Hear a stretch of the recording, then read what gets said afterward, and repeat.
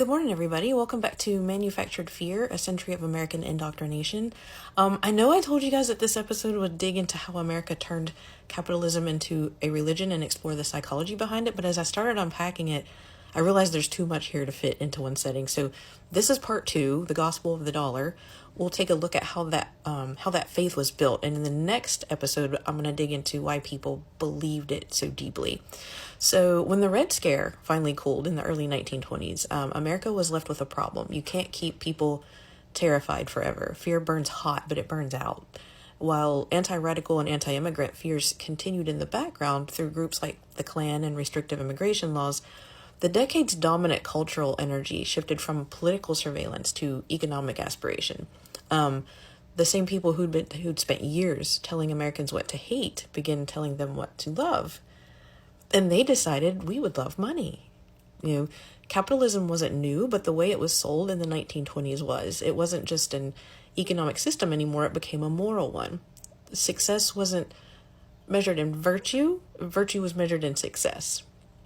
The businessmen and industrialists who'd benefited most from the fear campaigns of the previous decade realized something powerful. If they could turn the market into a kind of moral law, they'd never have to justify their wealth again.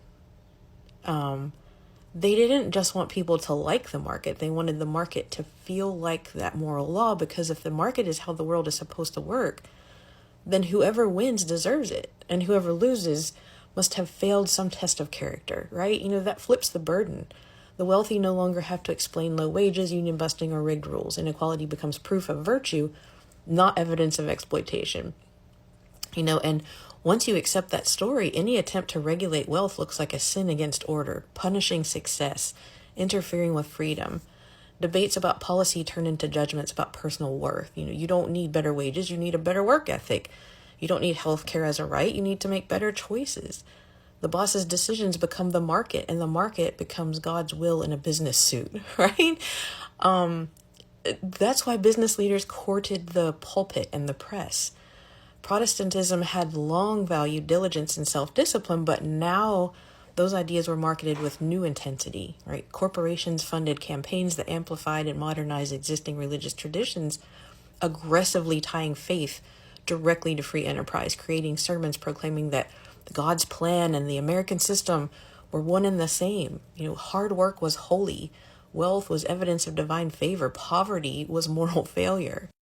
So government officials joined that chorus too, not by accident, but by alliance. Politicians and business leaders reinforced each other's message that the less the state interfered, the freer and more moral the nation became. Washington preached self-reliance while Wall Street sold it.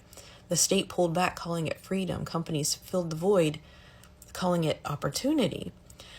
So by the mid-1920s, the new religion of the dollar was everywhere. Billboards, radio jingles, and magazine ads all preached the same message. Consumption was patriotic. Buying things wasn't just about comfort. It was about proving your loyalty. Buy American became scripture. Work hard, spend freely, and you'll be blessed. Behind that message was a deep and deliberate purpose: obedience. A fearful nation is unstable, but a faithful one is predictable. The people who owned the factories, the banks, and the newspapers understood that better than anyone. They didn't just want a population that worked. They wanted one that believed, one that saw poverty as sin and inequality as divine will. So when the stock market boomed, it was framed as a proof of God's favor. When it crashed, it was painted as a test of character. The system stayed sacred, no matter who suffered. So the American dream took shape right there, presented as a promise of freedom and opportunity, right? But functioning primarily as a clever illusion of fairness that redirected focus from systemic inequality to individual striving. And so even as the wealth gap widened and workers labored for scraps while industrialists built empires, the people clung to the dream because it was more than a story about money. It was a story about meaning, right? When the Great Depression finally hit, that myth was tested, but it didn't break. If anything, it grew stronger. The belief that failure was personal, not systemic, had already been etched into the national conscience. People lined up at soup kitchens and still blamed themselves. And the powerful, they blamed socialism for the suffering, for the unrest, for daring to suggest that collective good might matter more than private gain.